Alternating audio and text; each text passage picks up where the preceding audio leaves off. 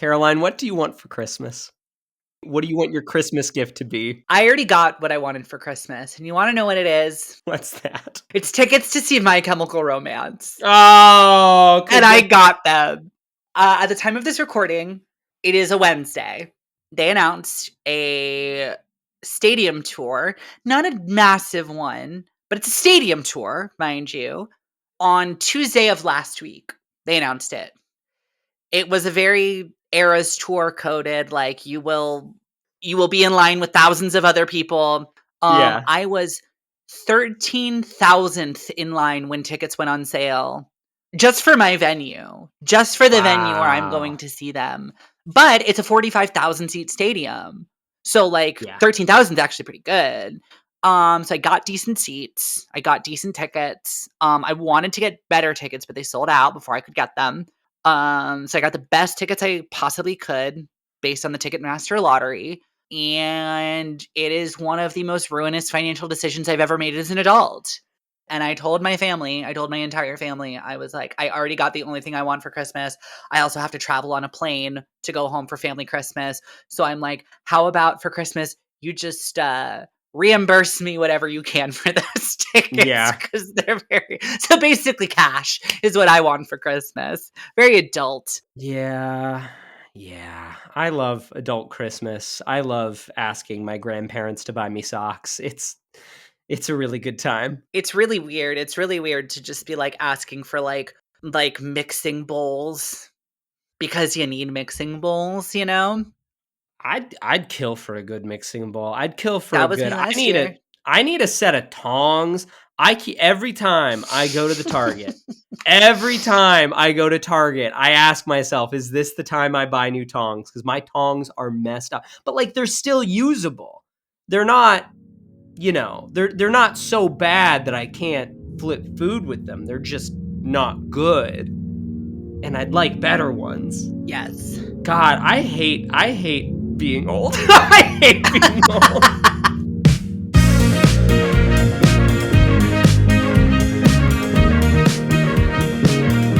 Oh, this is How Have You Not Seen? It's a movie podcast where every week one of us brings one of our favorite movies we haven't seen. We talk about it. Oh, we watch the movie. And then we go and talk about it some more. Ho, ho, ho. Merry Christmas to all, and to all a good night. And Happy Kwanzaa, and Happy Hanukkah, and any merry winter holiday that you might celebrate out there in the wide, wonderful world. It is December. That is the holiday time, at least in North America. And I'm here to wish you all a very happy holidays and to ask Caroline Thompson, how have you not seen Kiss Kiss Bang Bang? Oh, I'm sorry. Did you not hear the name of the movie? Let me do it one more time. Are you ready? Here it is. Oh, gotcha. Yeah. Honest to God, the reason why I'm like, I have not seen Kiss Kiss Bang Bang is because you just said, how have you not seen Kiss Kiss Bang Bang? And then I went, oh shit, wait a second.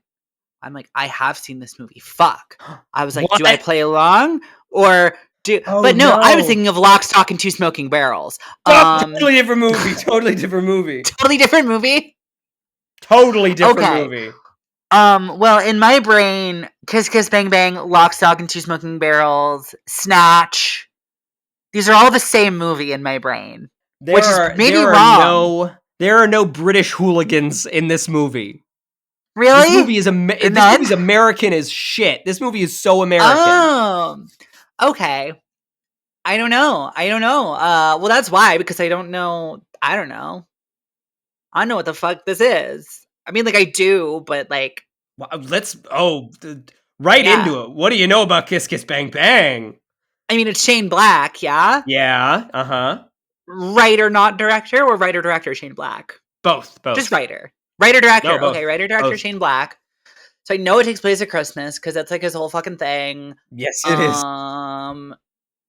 But it is like a seedy, like a seedy neo-noirish dark comedy crime movie, yeah? Yeah. I wouldn't say seedy, but otherwise, yes. Okay. Does it take place in Los Angeles? The It city of does. stars. The city's so nice they named it twice. The Boulevard of Broken Dreams. Yeah, Yes. real quick, what's a better joke? Los Angeles, the city so nice they named it twice because that's not Los Angeles, or Los Angeles, the city so nice they named it once. Which one's funnier? Let's workshop this joke right now. I think it depends on the audience. I personally like the second one. I'll tell you my version of that joke is the last two cities I've lived in were Orlando, Florida, and Cleveland, Ohio. Orlando, its tagline is Orlando, Florida, the city beautiful. And so a thing that I do a lot is if I look at the Cleveland skyline and I'm with someone, I say, there it is, Cleveland, Ohio, the city beautiful. And that's nobody gets just that. just a joke for me. Just a Wow. joke for me. I love that for you. Does this film have, well, first of all, later mid-90s, yeah? 2005. 2005. Wow, okay. Let me check. Let me double check that. I believe you. Yes, 2005. Okay. Robert Downey Jr.? Yep. Okay, great. You know the great. two others. Do you know the two others? I'm assuming one's a man and one's a woman. I'm assuming it's like yes. Probably not Gwyneth Paltrow because that's Iron Man. No, that's so funny. No, I mean she is the lead of a Shane Black movie with Robert Downey Jr. in it, just not this one. A different one. I was referring to Gwyneth Paltrow. Oh, gotcha. What wasn't a clue? I was just talking about Gwyneth Iron Man Paltrow. 3. I thought you were talking about the star I thought you were saying like, yes, Gwyneth Paltrow was Iron Man 3. This woman was the star. Okay, I got you. No, I have no idea. Interesting. You don't know the other male lead? I don't know the other male actor either, no. Trying to think. Yeah, it would have been. Yeah, it was the next year. I'm going to give you one hint on the lead female actor. Okay. She, in the mid 2000s, she had a real run of being romantically involved with Hollywood's shortest little guys. Hollywood's best and shortest. Is it Cameron Diaz? No, good guess, but no. Is it shortest, which means it's Tom Cruise? Is it Penelope Cruz?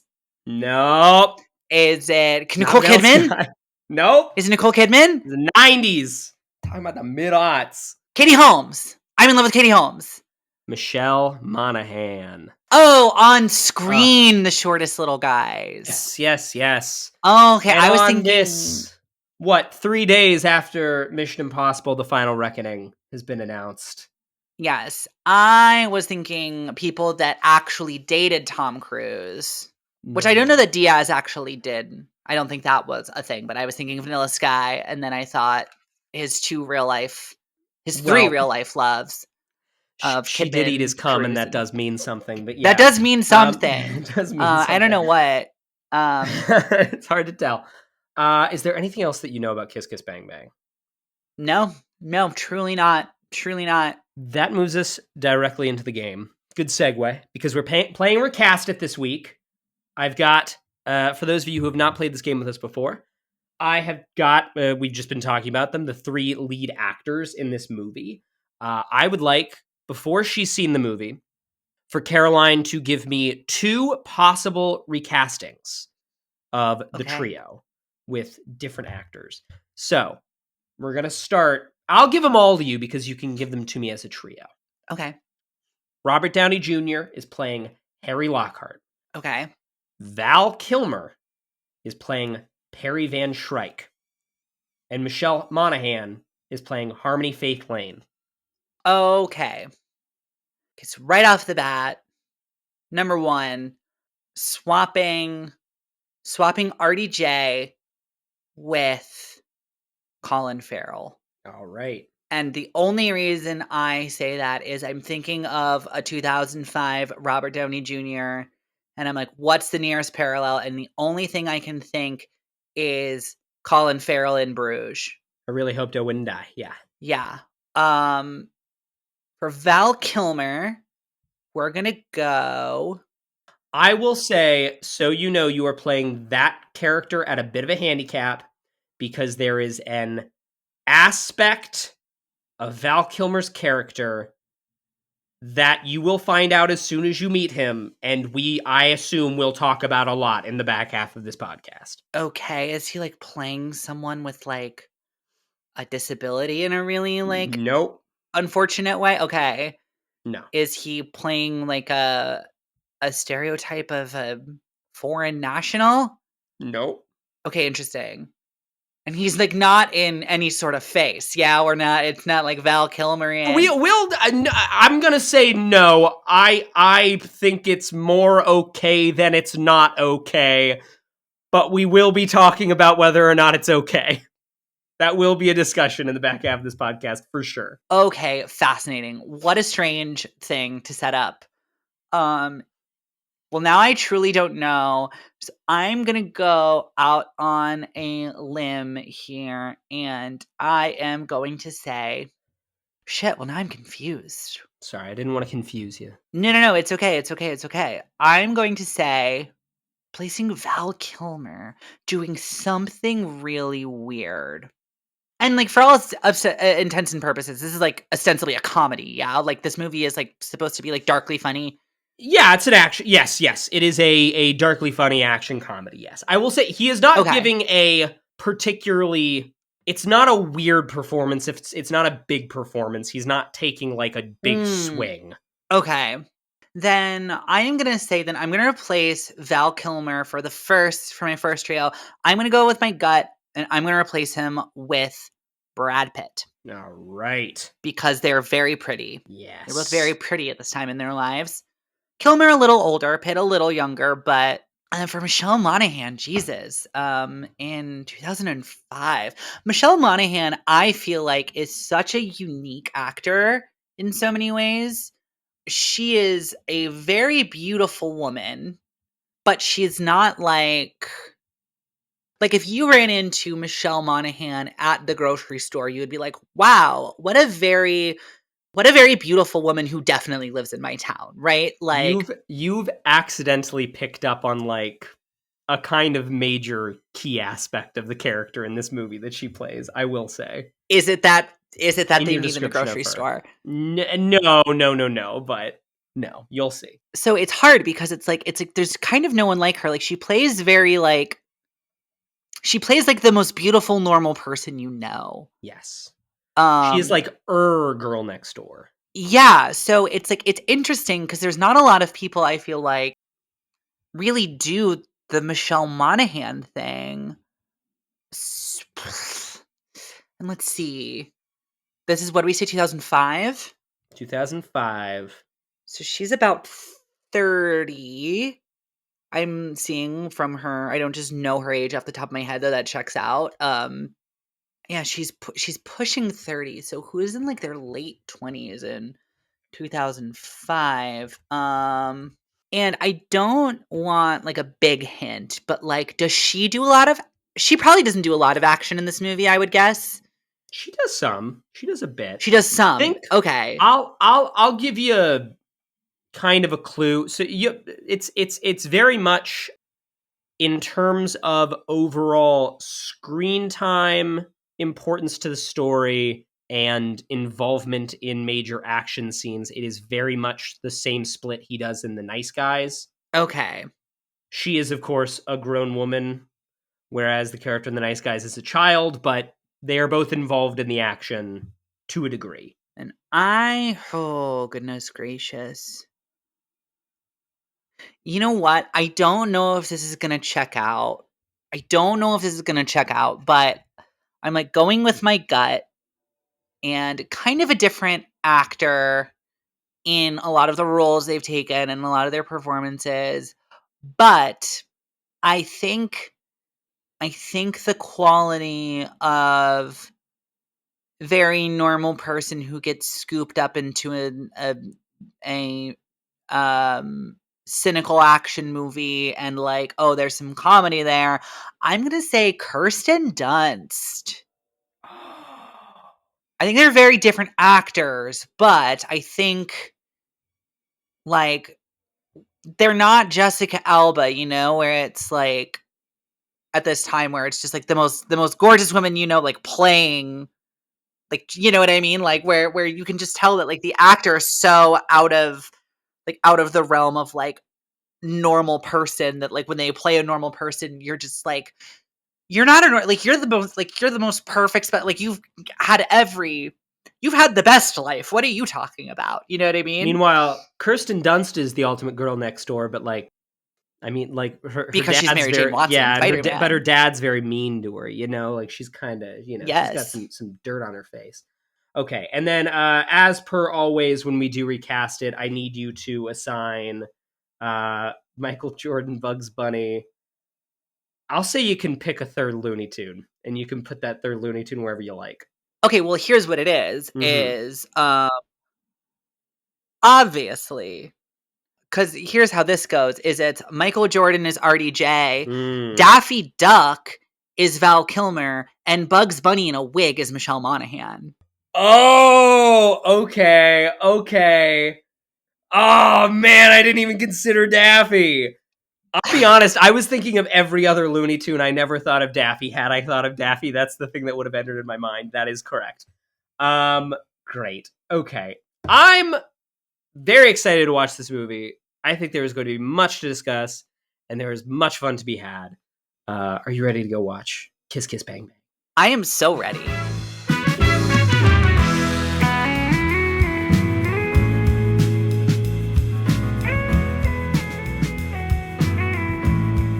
Give it 10. I have the quotes page for this movie opened up. Are you going to use one of the many quotes that uses the slur for gay men? No. Okay, I'm great. not allowed, and so I will not. Do you think I'm stupid? I don't think you'd know where to put food at if you didn't flap your mouth so much. Yes, I think you're stupid. My $2,000 ceramic vector my mother got me as a special gift. You threw it in the lake next to the car. What happens when they drag the lake? You think they'll find my pistol? Jesus, look up idiot in the dictionary. You know what you'll find? A picture of me? No, the definition of the word idiot, which you are. You fucking are. Okay, I got one more to segue us. Yes. It's a thing to talk about it. It doesn't have the slur in it, but still gay? Me? No, I'm knee deep in pussy. I just like the name so much I can't get rid of it. I alluded to the fact that there is something about Val Kilmer's character that is a major aspect of his character that we would need to talk about in the second half. Right. I was like, I literally could not give you his full name listed in the credits on Wikipedia because it would give it away. There is much to be discussed about Gay Perry. Yes. I think. God. Caroline, what did you think of this movie? I thought this movie was fun. Yeah, it's really fun.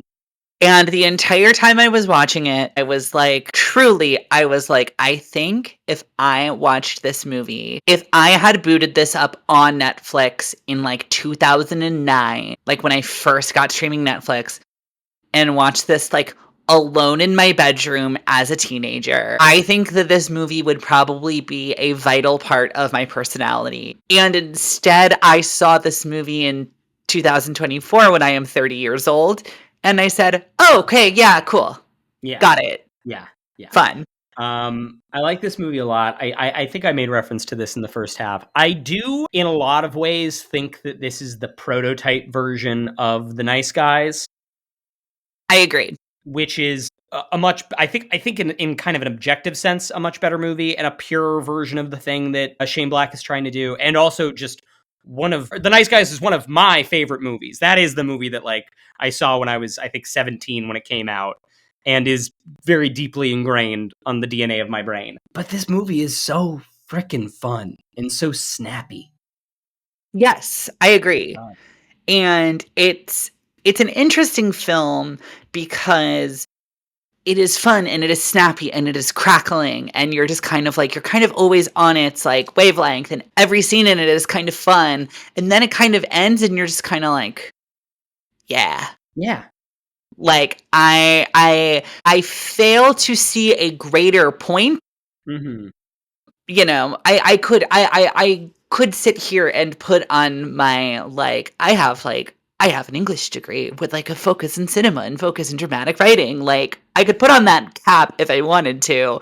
And like I could write you a paper about like the themes of Kiss Kiss Bang Bang. And I think for me, it's probably most interesting as a time capsule of just like, how did we talk about gay people in 2005? But in terms of like me watching this film and kind of getting hit with any great truth that this film is illuminating for me, I'm just kind of like, yeah, no, that's not there. There's not that there. Yeah, which is not a bad thing, but no, the metatextual elements of it, the fact that it is this like movie that is about movies that are about books, and it is about, you know, dime store paperback novels, and it is partially based on, you know, the kind of dime store paperback noir that the movie is talking about. Like that, those metatextual elements are fun and they are cool, and they do not say very much about any of those relationships between those various medias. Like it's just not that deep.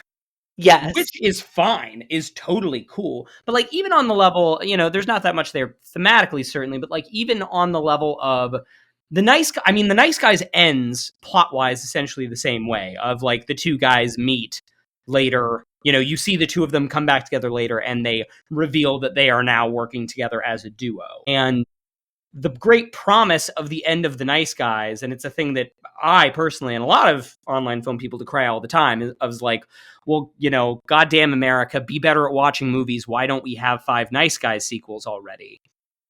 Like the end of that movie has you so excited to see where the relationship between these two guys and the one guy's daughter, like that trio, where that goes in the future, that people want sequels of it.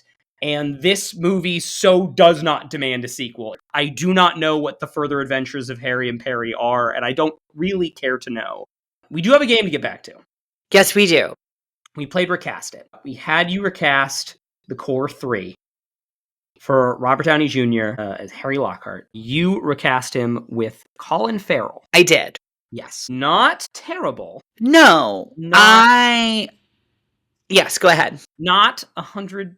I do think that the Harry Lockhart performance in this movie is kind of astounding, especially given when it came out. Yes. That was perhaps my biggest takeaway from this film, is I was like, Jesus Christ, Robert Downey Jr. is so fucking good at his job. Like, totally locked in, like so insanely like committed to this performance and knows exactly what it needs, that I think Colin Farrell could have done this.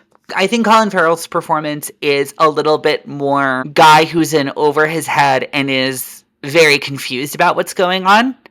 Whereas, I mean, it's the thing that would get him, you know, it's the thing that would make him succeed as Iron Man, would like, and make that entire franchise take off, and then have them completely model every superhero for the rest of forever after that model of just like, Robert Downey Jr. just has the snark.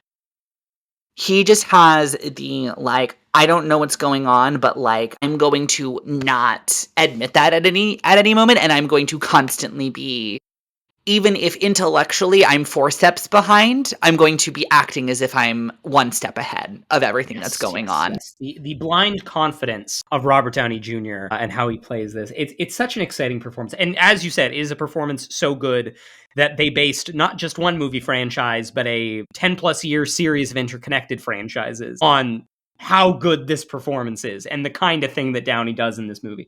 I was thinking, watching this, I was thinking of like, well, what is the... Because goddamn, I would love for Shane Black to, if it's not going to be a Nice Guys sequel, I would like for Shane Black to just be able to keep making mid-budget movies where 2 guys and 1 girl do a noir mystery forever. I'm fine if we get one of those every 5 years. That would be great. And I thought to myself, like, what is kind of the modern equivalent? Because one of the cool things about Nice Guys is they do not really try to do the RDJ performance. Again, there is no like, Gosling is doing he's kind of in the ballpark, but he's such a different kind of performer. 100%. I was like, well, what's the version of the RDJ thing now? And I'm like, oh, it's Ryan Reynolds. Oh, it's Deadpool. Like, it's gross. Yeah, no. And that's gross. And I'm very bored of that. And I don't want it. And like, in general, this kind, you know, I think I've talked about this on the show before, God damn it. But it is this kind of snarky wink at the camera humor that people just call it Marvel humor now. You know, that kind of insincere, ironic detachment thing that Downey does so well. that he has got such a command of. And I never don't like it when he does it. In all the MCU movies, I don't think, like, Downey is the MVP in those movies because he is in so many of them, and he never turns in a bad performance. He never turns in a performance that's not great. No, truly. Real. Truly. I mean, say what you will about those films, and I will, and I have, but, like, it remains to, like, it must be said that, like, Captain America Civil War, Iron Man 3, Avengers Infinity War, Avengers Endgame, like, Downey Jr. is locked the fuck in all of those, and he is, like, giving the best performance. He is the best performance in every single one of those films. Yeah. By a country mile every time he is in them. And I don't know if some of that is just that he is next to Kevin Feige and then next to the Russo brothers. I think maybe like the primary auteur of the Marvel Cinematic Universe. I think so much of the big team movies, and not that they are written by him, but they revolve around his orbit in a really singular way. And so he is very well served by all of them. But like in the way that in many of those movies, you can kind of tell the ones where like Sebastian Stan's a little checked out. Or, you know, Elizabeth Olsen. Sebastian Stan and Elizabeth Olsen, two actors that I genuinely really like. But like there are stretches of those movies where they're kind of checked out. Love them, mean it, but like, I mean, even the Chris's, like the Hemsworth, specifically Hemsworth and Pratt. Mm-hmm. Or not Pratt. As Hemsworth and Evans are like two people that I think like, if there is one thing over the holiday, being Thanksgiving when we're recording this, this is just after the long Thanksgiving weekend, I had a bunch of friends over and we all made hella brunch for the entire weekend and watched all of the Lord of the Rings movies, and it was beautiful and it was amazing and I love it so much. And the thing that like I kept going back to on this rewatch that I think is like the key of like, I saw that movie when I was 7. I did not know what the fuck they were talking about because they're using a bunch of made up words, but like it was instantly my favorite movie of all time. Is those films are so insanely interested in like, what is the feeling of these characters? Like, what do these characters feel at all times? And that is conveyed all the way down to like, it's not just the actor, it's not just the performance, it's like, it is the camera work, it is the editing, they linger on it. And if there is one thing I have knocked the Marvel Cinematic Universe for pretty much since everything post Avengers 1 is they've decided people online not being able to poke holes in the logic of the movie is kind of the most important thing. And so the scripting of those films frequently is like, well, why did so-and-so do this? Well, there is one line in which Captain America says, and then if the bad guy gets the thing, that's what's going to happen. Mm-hmm. Or there is one line when he says, I don't want this person to get hurt because I love them very much. And that is like the complete emotional stakes of the film, is a line that logically tells the audience why it is there. And I think the two Chris's in the later films, love them both to death, love those guys in those roles, are very guilty of the emotional weight of this film is conveyed in one line, and therefore I need to sell one line, and I only need to sell that one line that one time, and we're never coming back to it, so like I will do the lines. And that is all to build up to, even in the very, like, his last performances, Robert Downey Jr. is giving such an emotional, like, thoroughly felt performance the entire time he is on screen in every single one of those movies, and he never stops. And you can feel that in this movie too. Even though his character's a wise ass, and even though his character's a douchebag, like, you feel that this is a man who is constantly, like, trying to drive action based off of the things he is feeling, and those two things are on screen every time he is on screen. He wears trauma so well. Like, yes. You can see the things that he's such a wonderful sad sack too. Like, he's so the weird combination of he is this like confident doofus, but he's also so easily put down. Like, you know, he's both really good at putting up this big false face, but a gust of emotional wind comes over and it just blows him right the fuck down, like, so easily. It's why, like, God, like, I think about, I mean, okay, Spider-Man Homecoming, not a movie that I, like, love. I think it's, like, good. But, like, my favorite moment in that movie is when the Iron Man suit flies up to Spider-Man after he's been fucking up, and RDJ gets out. And it's this moment of like, the whole thing is that Peter Parker did not thought that RDJ was, or that Tony Stark was sending a like suit of armor that had nothing in it as like a drone to come talk to him. But actually the guy is really there in the flesh. And there's this really great meta text there of like, I thought they put Downey's name on the poster and he was just going to like Zoom call in this entire performance. But no, he's here and he's like serving, like he's here doing the acting, and you can see in his performance there his like weird trauma of I was not taken care of as a kid and I feel like I need to protect people and I need to protect this child to protect the metaphorical child within myself, which by the way is a character element that was established in Iron Man 3, the reteaming of Shane Black and RDJ. Yeah, and like I think that Shane Black really understands the sad sackiness of RDJ really well. Yeah, he gives it. He gives it in every role. I'm so glad. He was not my best supporting actor performance of last year, but I'm very glad he won for Oppenheimer. Another movie where he's just a tremendous sad sack. He's such a dumb little jealous goblin in that fucking movie. But like, yeah. I'm my glad and my hope, the him going back to the MCU, notwithstanding of it all. He's doing shit with Christopher Nolan. He's doing stuff with Park Chan-wook. I just hope he does interesting. Yeah, I mean, honestly, we have to get back to the other actors in this here film. But like, it was honestly very sad for me because I was like, because I was watching this movie and at one point I was like, God damn it, Robert Downey Jr. is so fucking good. Like, I was like, I sometimes do not give him enough credit for how good he is.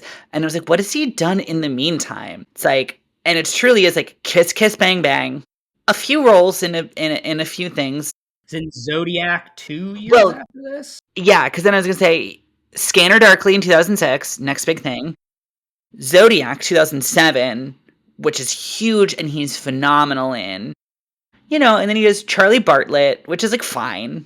Like a fine movie. And then Tropic Thunder, The Soloist, which is nothing, Sherlock Holmes, which like, okay, fine, take your Iron Man money and run with it. Due Date, Sherlock Holmes 2, Avengers. Like, we've got like the Judge sprinkled in here. We've got Chef sprinkled in here, but just Avengers, Spider-Man, Avengers, Doolittle. Yeah, I was about to say, I know Doolittle's in there. Yeah. And I'm just like, this man, like, I need him to, and he's going back for at least 2 of them. More than that, I think. I know. Well, because I mean, if he's Dr. Doom, a lot of. I know, and I'm just like, I need this man to be a star, be the lead in a film that does not have lasers in it.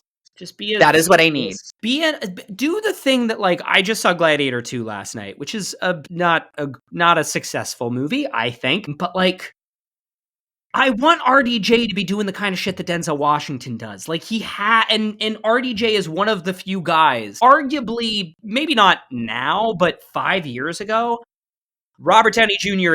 was the biggest star in Hollywood. He is the guy. He could use his cachet to do a lot of stuff. And I want him to be doing, like, do some theater, show up in Gladiator 2, be in a Ridley Scott movie and just have a ball, do stuff like that. Follow the Denzel model. Anyway, Val Kilmer, you recast as Brad Pitt. Now I'm going to say, no, I don't think so. Interesting. I do not think. I think Val Kilmer is better. I think Val Kilmer's, I think he's fucking incredible in this movie. I mean, I find it hard to think that character is tremendously good. I understand. But he is so good as that character. I think he is doing a very good job doing kind of a very stupid thing. Yeah. Agreed. Which is like fine. Yeah. I think he's walking a weird tightrope in this movie, and I think he does it really well.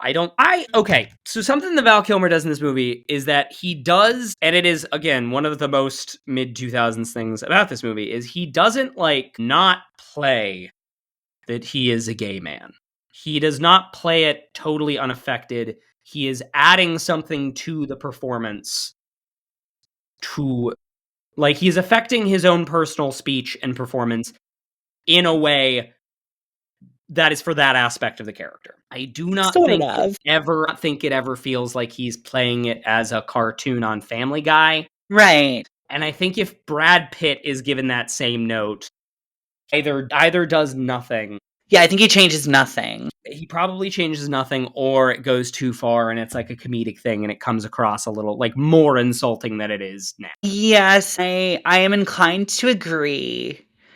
I just think we can come back to some more specifics because I want to finish this and then we can talk, because I feel like we'll talk about this for a while. I just think what he is doing in this role as like there's a gay character is just like so incredibly 2005 in a way that like whatever, this film was made in 2005, so like okay. And I don't think Val Kilmer is doing anything inherently insulting, but I don't think Val Kilmer's doing anything inherently interesting other than just like playing a cool detective guy. We can kind of come back to some more specifics in a bit, but sure. For Michelle Monaghan, you recasted her as Kirsten Dunst. I don't think that works. I also don't think that works. I don't think that works at all. I think Kirsten Dunst's a great performer. She is a girl next door. She is not a spicy dame that walks into a private eye's office in the way that Michelle Monaghan is in this movie. Yes. Yeah, it's interesting. Michelle Monaghan's character in this is kind of not what I expected it to be. Yes. It's so interesting. It's like her character is really confused. Yes. I think she's good in this, but that character is a very confused knot of things. Yeah, in the way that I don't think any of these characters are playing real people. They're playing like very stylized, very like goofy, very like genre-y people. Like perhaps Michelle Monaghan the most so, because it is kind of like written on the page as like a bit of a manic pixie dream girl. And then you infuse that with the energy of Michelle Monaghan, which is very like Michelle Monaghan is one of those people that just like the way she holds her face. Like, we've all heard of, like, the resting bitch face. Like, what does your face do when it rests? And Michelle Monaghan just has resting, I know what is happening face. When Michelle Monaghan is just taking in information, you can just tell, like, that is an intelligent person who is following this conversation with perhaps some curiosity, or perhaps she is confused because what is being said is inherently confusing, but, like, Michelle Monaghan is just, like, so with it. Right? And so she's playing like this manic pixie dream girl, kind of like a little erratic, a little like with the energy of like, I know what I'm doing. It's like a little goofy, right? Like, you know, like this thing of just like, I don't know. Does that make sense? Yeah. Well, okay. So the thing about it for me that I was thinking about this time is that they almost point in this direction and they don't go all the way. There is almost this interesting reversal where she is kind of prototypically and generically the dame that just walks into my office. She's the beautiful dame with legs that go up to her, you know, the legs that go all the way down to the floor, and she just walks into the office one day and puts a case right in front of you. And she is that, but they almost get to this interesting thing where because she is so locked in, like she's read all these books, and that is a huge part of like her understanding of media and the wider world. It almost gets at this thing where it's like, no, she's actually the one that is the private eye of the trio. Because like Kilmer is literally a private eye, but he is very confident and talks all the time about like being a private eye is not fucking what being a private eye in the movies is. I mostly just take pictures outside of people's houses. I have one gun that my mom got me for my birthday. And I do not do any, you know, private eye spy shit. That is not my line of work. I make most of my money because movie studios invite me in to make up a bunch of bullshit that I don't actually do to tell them. And like RDJ is the lead of our narrative, but he is a criminal, literally, and being hired to be an actor playing this role and has to study at it. And so like, while the two of them kind of appear to be, the facade of them is that they are the private eye in this narrative. They are not. Michelle Monaghan is. She's the one that does all the solving. And And she has this, like, they don't go all the way with it. It's really annoying. I really like, there's a joke early on in the party scene where I can't remember exactly where it was, but it's something about the language of the books. Like, she talks in this very old-timey way. But the movie gets split. She can't all the way be the private eye because she also has to be, like, the seductress. The one with the case. Yes. And she has to be the one with the case, and she is tied up in it. But she also has to be the object of Downey's affections. And she can't ever not be that. Like, this, I do really love the title of this movie. But another thing I was thinking about watching it this time is, like, it is basically an equal amount of kiss kiss and an equal amount of bang bang. So much of this movie is dedicated to Downey and Monaghan's, like, romantic dance. And I like that stuff, but I do think that there are times where it kind of gets in the way of Michelle Monaghan's characterization. Yes. You know, like again, another thing about The Nice Guys I like is that, like, Andrea Rice is playing a kind of weird twisted version of like Nancy Drew. You know, she's like a kid detective, but she's a kid detective that's launched into, like, a real adult pulp story. And she is just that the whole time. And that's like an interesting subversion. And it's a lot purer because she doesn't have to do all these other things. Right. Yeah, and Michelle Monaghan's just never quite afforded that availability. What? So that, we gotta finish. We've got more in the game, yeah. We do. Michael Jordan is your RDJ. Daffy is your Val Kilmer. Bugs is your Michelle Monaghan. That's perfect. Yes. That's great. Though I actually think, yeah. Does it work better if Daffy is RDJ and Michael Jordan is Val Kilmer? No, because Daffy being fed up with, like, that is one of Daffy Duck's primary, like, bits, is that he gets fed up with things really quickly. That's fair. I think, no offense to Michael. Mm-hmm. I think Daffy is a better pick for the RDJ role, but I think Val Kilmer's role, I think Perry is a better fit for Daffy, if that makes sense, right? But like, if we're doing the community theater casting, yes. It's like, okay, the cast is, it's like, okay, we had like 8 people come out for auditions, and we have to cast them all because we have 10 roles, so we actually need to start calling people to come in.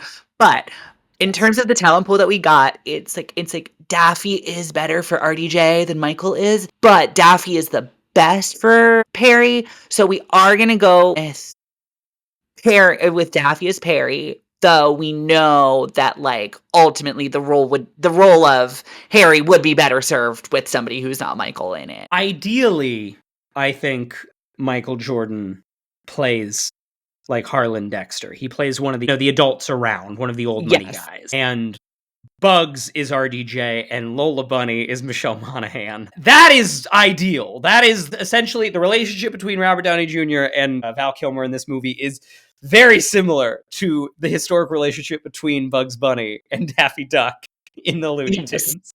And Lola Bunny playing a wilish seductress dame that walks to the office, but also oftentimes the most competent person around, is basically what Lola Bunny is.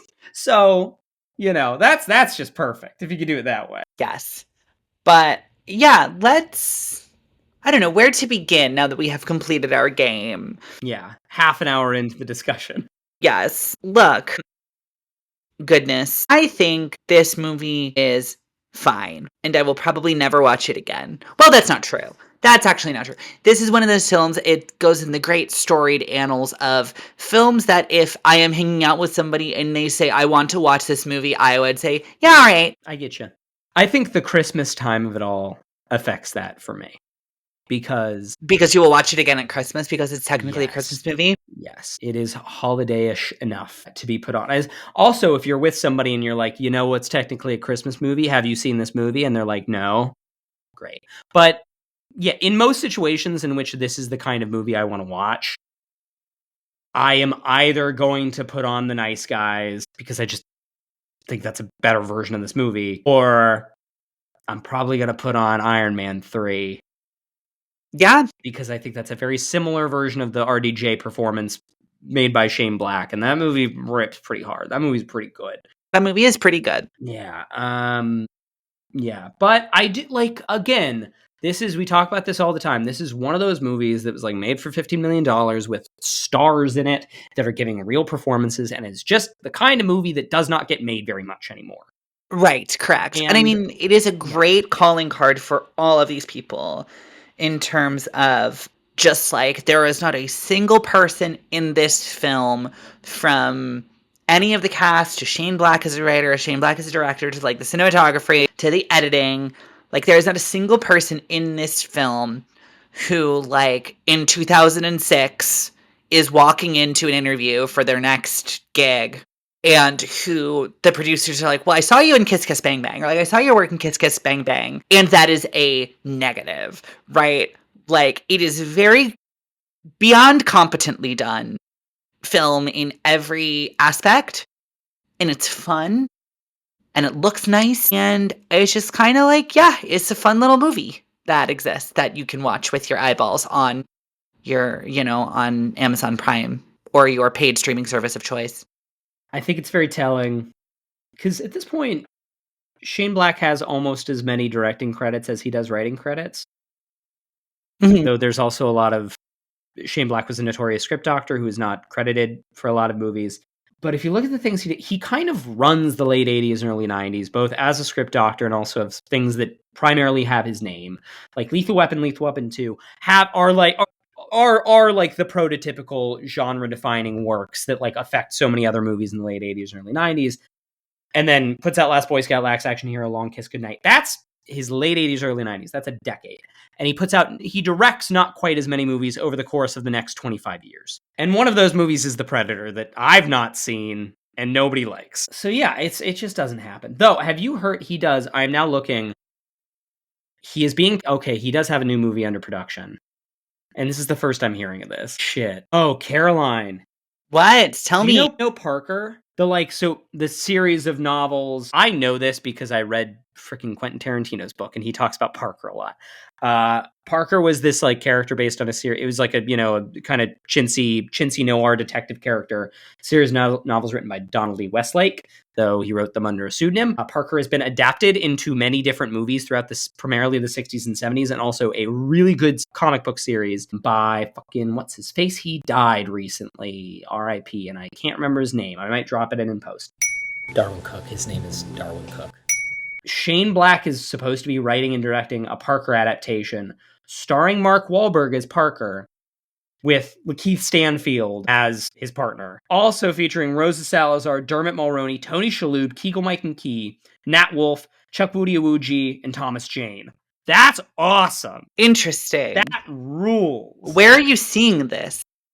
Wikipedia, and it is linking out to a Writers Guild of America article. Okay. And several Hollywood Reporter articles. Late 2022, picked up by Amazon. RDJ was in talks to star, and then he left the project. Mark Wahlberg came on. I'm not seeing this on his IMDb, which is interesting, but okay, cool. Yay, fun. Hooray, I'm happy for you. That sounds like something you will very much enjoy. Oh, I'll enjoy it. Do you, what do you think about a noir? I like them fine. Yeah. I think I would need some specifics on what you are like. I think I would need like, do you like this one? Like to give the thumbs up, or like, yes. Do you like that one? Thumbs down. But I actually generally like the noir genre. Simply because, A, there's typically a lot of attention paid to the visual styling of it. They tend to be very stylized, and they also tend to take themselves seriously, which is the thing that in the last 15 years of cinema, I find to be pretty much since Robert Downey Jr.'s Iron Man, which does take itself seriously enough, I think. But that is a thing from the halcyon days that I yearn to get back to, is films that don't feel like they are too cool to exist. To your point, one of my other issues with this movie is that I wish it looked a little bit better. I wish its visual styling was a bit more intentional. Not that I think it looks bad, but... Yeah, I think this movie looks pretty good overall. But again, I think a thing that The Nice Guys does slightly better. I think Nice Guys does the sincerity slightly better. I mean, obviously the nature of the voiceover, the RDJ voiceover, and that being like a metatextual thing is just not a thing in The Nice Guys. But also, I think you kind of you feel the emotional losses in that movie a little bit harder. Yeah. Though there's enough here. Like, this movie gets surprisingly dark and violent and does let you feel when our characters fail. Again, I think that's a lot of RDJ just being such a tremendous sad sack. Yeah. Okay, we're nearly there. Yes. Let's go right at it. Give me your what's your take on gay Perry Van Shrike? Let's talk about it. This is my take on gay Perry Van Shrike, which is, I think it's very 2005. It's very post, not that there's anything wrong with that, yes. Right? Like, I think there is this very like 2000 strain of, I'm gonna call it, for the sake of argument, homophobia, which is people being like, which I feel like I experienced a lot growing up, which is this thing of people being like, no, like, I'm a Democrat, like, I support gay people. And then therefore it's like, so now I have like full credit to like make fun of them. Mm-hmm. You know, there's this thing where it's like, it is not blatant hatred. It is like, no, actually, I'm super woke. I know we weren't saying woke back then, but like, roll with me. Like, I'm super woke. Love is love. I support gay marriage. If two the slur for gay men want to get married, why can't they? I support it. Yeah. Right.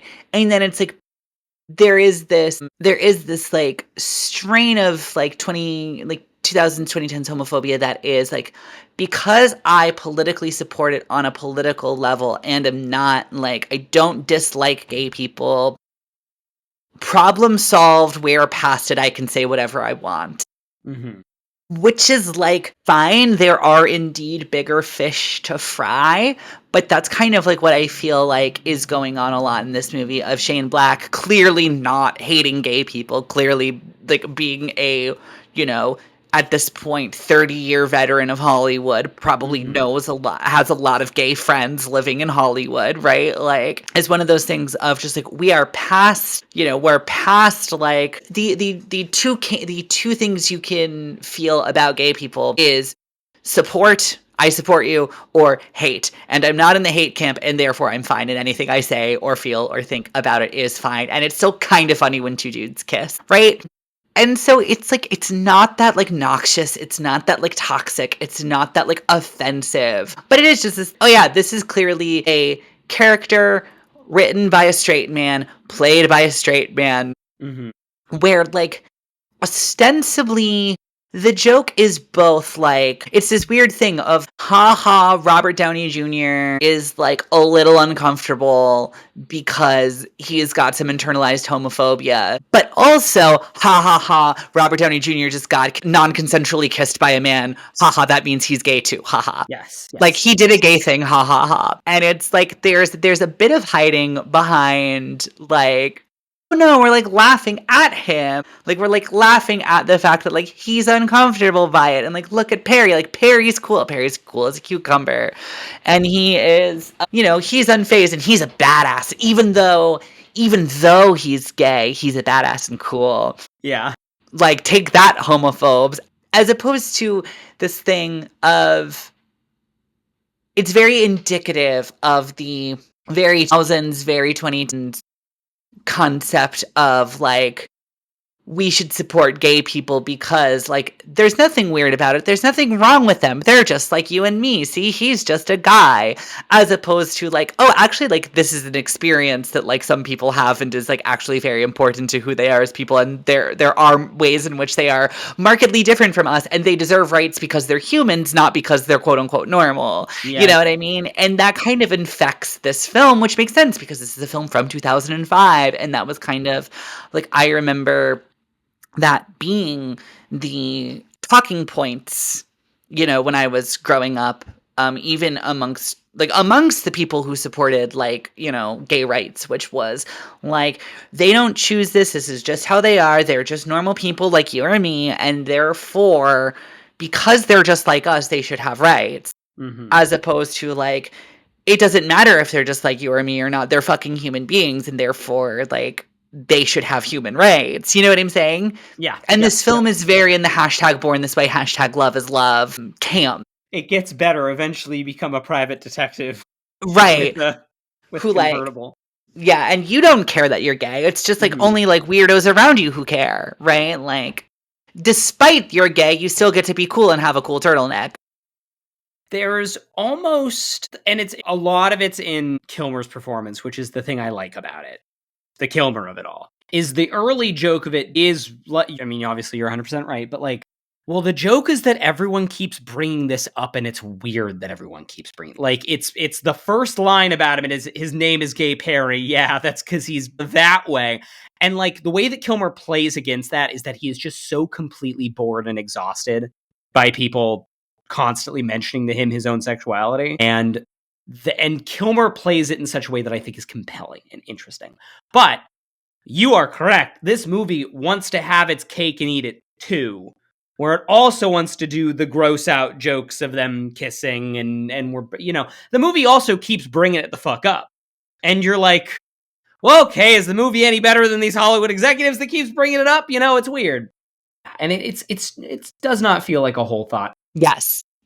Which is fine. Well, it's not fine, but it's like, it's a time capsule. Like, I don't feel like this film is particularly horrifically regressive. There is also, it's that he is, weirdly, he's kind of the third lead. Michelle Monaghan's the second lead of this movie. Yeah, totally. Yeah, and there's also that of it. Like, I think there is maybe a version of this story, probably not at least solely written by Shane Black, also at least partially or wholly written by a gay person, where it's kind of the Blazing Saddles thing of like, well, the lead of this movie is a gay man, and it's about how in all these ways he is discriminated against. And he has an uneasy but true friend ally who is the second lead of the movie, not the primary lead, not our like primary window into humanity. Right. Yeah, and I totally agree with you. And I think the thing is kind of like you're saying, like so much of like anything interesting happening is coming from the Kilmer performance. It's coming from, it's not coming from the literal screenplay text having a thematic or character interest in it. And like, to use the Blazing Saddles analogy, it's like Blazing Saddles is a satire about racism written by a white guy, yes, but it is a film that is specifically about racism. Yes. And it's also co-written by Richard Pryor. Right. So, yes. Yeah. Sorry, did I say it's written by a white guy? I meant to say directed by a white guy, but yeah. Yes, sure. Yeah, but yes. And it is one of those things where it is primarily interested in the bigotry it is depicting. And I think that there are valid criticisms of Blazing Saddles, and if you want to hear our long form takes on it, we did a whole series on Mel Brooks last year over on our Patreon, patreon.com/HHYNS pod, where you can hear us talk about it in depth. But like, for better or for worse, that is a film that is inherently concerned with the bigotry that character is facing. Whereas Kiss Kiss Bang Bang is very much not. It is like 10th on the list of reoccurring motifs in this movie. Yes. Yeah. Yeah, and so it is just this thing of just kind of like, well, and then we're going to have this other character, and like, his whole thing is that he's gay, and that's funny. Yes. And it is kind of funny. It is kind of funny. It's kind of funny. It's why I said the line at the beginning. He had, Kilmer at the very least is having a lot of fun with it. But I agree. It's not whole. And it is one of the things about this movie that just leaves a stain on it so hard. It is one of those, like, if you're going to recommend this movie to someone, you do have to kind of include the like, hey, just so you know, there's also like, it's not hateful. It's not like totally regressive, but there is like this thing in this movie that you got to understand is like of its time. Yes. I like this movie. I think it's pretty fun. 9 times out of 10, I'm going to watch The Nice Guys instead. And 9 times out of 10, I am watching The Nice Guys because I watch that movie a lot. Yes. It does make me sad. I think there's, the alternate history where we get a lot more $15 million movies where a couple of very funny movie stars do a great action dramedy. Yeah, no, I mean, I totally agree. I mean, like, I think that I do think that this is a very enjoyable movie. I do think it's pretty great. The Christmas of it all.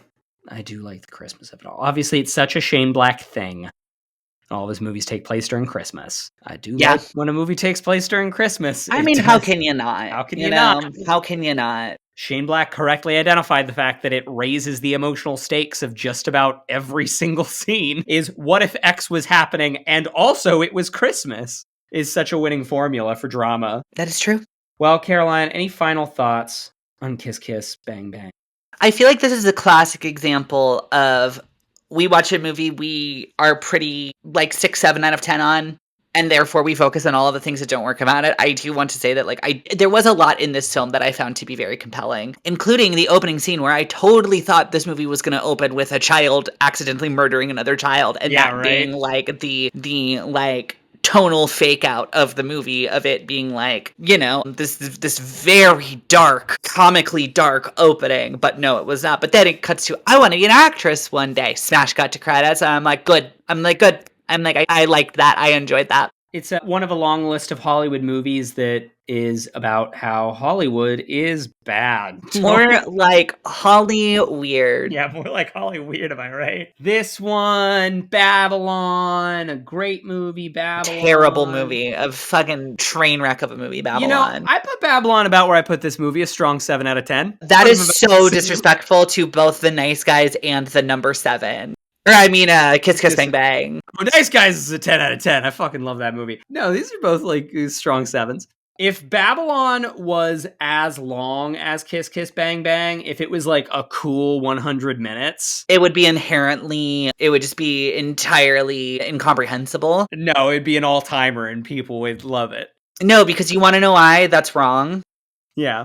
Because if you whittle down Babylon to an hour 40, you cut so much that it becomes unwatchable for the other reason. Currently, that movie is unwatchable because it is just beating you over the head with its very surface level observations. If you cut it down to an hour and 40 minutes, it becomes inherently unwatchable because it just doesn't make any sense. You don't live in anything long enough. Nothing takes its time. Or they cut big swaths of it, which means they would absolutely cut the Tobey Maguire section. No, the Tobey Maguire section should probably be the end of the movie. Should probably be the entire movie. Or the entire movie. I'd watch that. It should be a movie about weird vampire Tobey Maguire. God, I love weird vampire Tobey Maguire. He's so good. No, my argument with Babylon is that I wish it was a little bit less concerned with plot, and was because all the best parts of that movie are just like living in a moment, pure unfiltered action that puts you in a place and a time. And I don't like that movie when it tries to be about an interconnected plot between real characters. I think that's kind of a mistake. I think the number one fix that you can do for Babylon is make it good. Delete the MP4 file. Yes. It's one of those things where it's like you think about some movies and you're just like, God, how did they not think of this? When I do watch Babylon, I do just go like, why did they forget to make it good? Like, why did they forget to make a good movie when they were making this movie? Does Damien Chazelle have another movie coming out? I mean, Babylon was a major blow. Damien Chazelle, I'm pretty sure Damien Chazelle's already released another movie since Babylon. He did? I'm pretty sure. I forget what it was, but... No way. No, he hasn't. Oh, he hasn't? Well, he definitely had something like in development like the next day. And that got canceled because Babylon did very poorly. Honestly, I don't support that, but no, it does not look like he has anything. Babylon lost millions of dollars. It was a huge bomb. See, my thing, I do not want Damien Chazelle to go to director jail. To be clear, what I want for Damien Chazelle is I want him to continue making dog shit movies so that people realize the movies he makes are bad. And then maybe one day he will make a good movie and then I will like it. That's ideal, but I do kind of want him to churn out a couple more stinkers to vindicate me. But look, A La La Land, I don't like it. I think that's an unpopular opinion. Whiplash is fine. Okay, here's a question for you. Here's an online question for you. Yes. My eldest cousin. I am older than most of my cousins by like 10 years on my mom's side, by a decade. Okay. Because my mom had me quite young. My eldest cousin he just went to college and he is studying music. Do I say, hey, you should watch Whiplash? Or is that like a cool older cousin recommendation? Or is that a disastrous cool older cousin recommendation? I am going to put it to you like this. Yeah. I imagine, okay, roll with me on this. Imagine that your cousin getting a text from you that says, hey, have you ever thought about watching Whiplash? Mm-hmm. Or have you ever watched Whiplash? Or like, you should check out Whiplash. I think you might like it. Would be like every time anybody sends me a TikTok or a tweet or a meme about the Muppets. Sure. Which is, I have this experience where people send me, they're like, ha ha ha, I saw this TikTok about the Muppets and I thought of you. And the experience that I have is, that was really sweet that you thought of me and decided to pass it on to me. And that's very kind. The content you are sending me is like kind of worthless to me as a person because like, you know what I mean? It's such like a surface level, like, oh, you like the thing? Here's the thing. I will promptly stop sending you Instagram posts about the No, Muppets. you actually can. You actually can because I like yours. No, and overall I appreciate it because it means somebody like is thinking about me. But it's just that thing of like he's gonna get that recommendation and he's gonna be like, because like it's a movie about music school. Mm-hmm.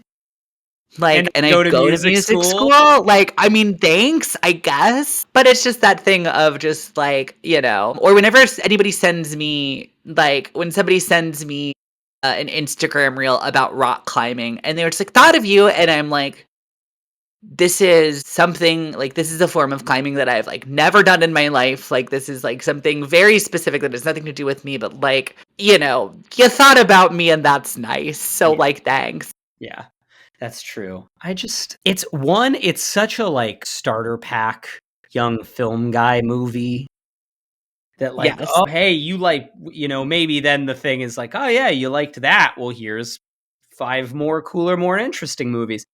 I'm much of the opinion on Whiplash than I am on Babylon, where I'm like, I think that movie is pretty good and not one of the best movies of the 2010s, which is the thing that a lot of people seem to think. I don't know. Probably like it. I would have to put it like this. I'd have to be like, you gotta see this J.K. Simmons performance. Like, J.K. Simmons is a good actor and you should pay attention to him, and this performance is going to be imprinted on your brain forever. Yes. Yeah. Like, it's a compelling movie. I think if you say it's probably nothing like your music school, and if it is, you should probably like talk to me about that because that's a problem. But like, this movie is really cool and it's about jazz music, so you should consider watching it. Do you play jazz music? Yeah, I don't know what he does in music school. What does he play? He plays a bunch of stuff. He plays like piano and some percussion, and he plays one brass, I think, and I can't remember which one it is. Anyway, Kiss Kiss Bang Bang good, Babylon bad. Babylon pretty good. Kiss Kiss Bang Bang, that's Kiss Kiss Bang Bang. Next week, it is our final episode of the year. We are at the end. It is. We are doing a Christmas episode. You're telling me this wasn't a Christmas episode? It was, but we're doing another one because there's 2 hosts, and each week we bring one of our favorite movies that the other hasn't seen. And we are going to be watching the phenomenal Judy Garland vehicle, Meet Me in St. Louis. Or as some of the characters in this film say, meet me in St. Louis. But I believe generally speaking, people say St. Louis nowadays. Including including my friend who was born and raised in St. Louis. She says, I am from St. Louis. And I say, cool. In St. Louis I have 2 friends that lived in St. Louis for many years. I have one last thing to say, and that is, don't worry, I saw The Lord of the Rings. I'm not going to end this 17 times. What? It's a line in this movie, Caroline. Oh, yes. You know how The Lord of the Rings ends, and then it ends again, and then you just rewatched it, and then it ends again. I literally did. Yes, but the thing is that actually doesn't happen, and it's actually good. And also, I did bump back to in this movie when he said that line, because I was like, what the fuck did he just say that? Just insult The Lord of the Rings? Yes, and also, that's a really stupid criticism. It's not a criticism, it's just a funny thing to... No, a lot of people online use that as a negative, and they're dumb. Okay, those people are also the ones that are like, why didn't they just fly on the eagles to Mordor, just give the ring to the eagle? Like, it doesn't matter, it's about the journey. Those people are not serious. Anyway, this is hilarious satire because we've ended this podcast several times now. Yeah, it's now called a good bit.